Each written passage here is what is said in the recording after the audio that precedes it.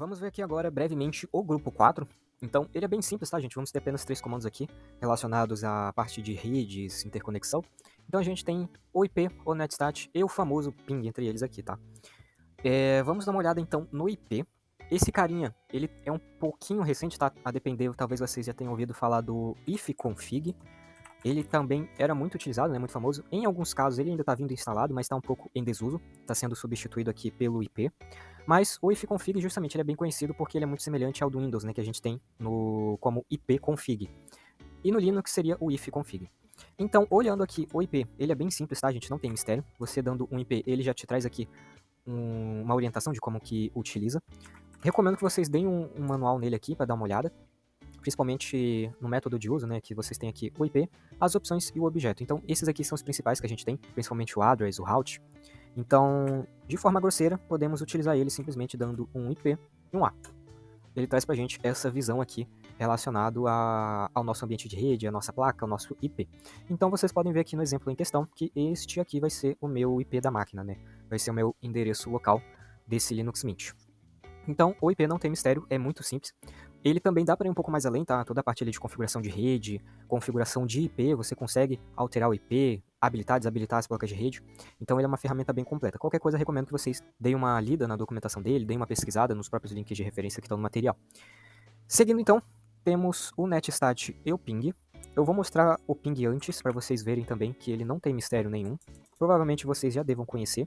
Eu vou utilizar a nossa outra máquina aqui, que é o Ubuntu Server. Vou dar um IPA também para ver o IP dele. Eu tenho aqui, né, que é 192.168.213.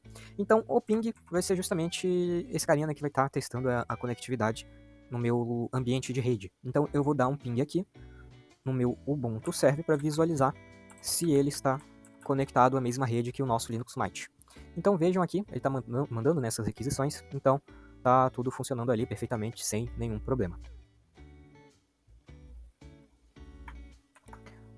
Dando um Ctrl C, vocês conseguem sair. Ou também vocês podem dar aqui, né, colocar uma limitação, vou dar um "-c" e o 5 para dizer que eu quero que ele mande apenas 5 requisições, né, 5 pacotes do ICMP. Então, ele traz para mim aqui, né, que os 5 foram devidamente transmitidos, né, foi 5 recebidos aqui. Então, o ping vocês podem utilizar para testar a conectividade de rede da máquina de vocês.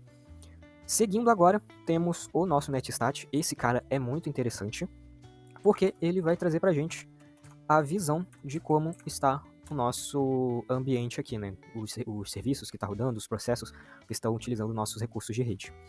No Help vocês conseguem ver os parâmetros que a gente tem. Particularmente, eu tenho já algo fixo, então quando trata do netstat, eu gosto muito de utilizar um carinha aqui chamado ltamp. Pode ser esse, ou então pode ser o lpulta, né, que também é muito utilizado. Mas esses dois aqui são muito comuns, está muito utilizado. Então, aqui, com o netstat, vocês conseguem perceber os recursos que estão funcionando, né, no nosso ambiente.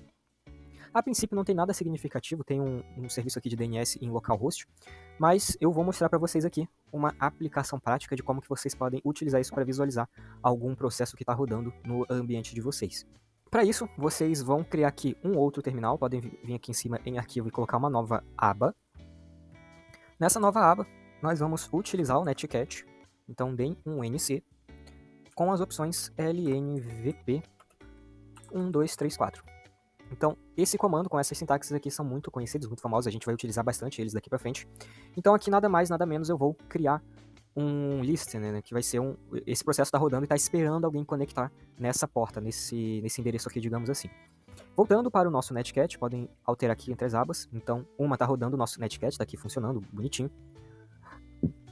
E no outro eu vou voltar para onde nós estávamos aqui vendo sobre o netstat. Então eu vou executar aqui o mesmo comando, só apertei a tecla para cima para ver o histórico.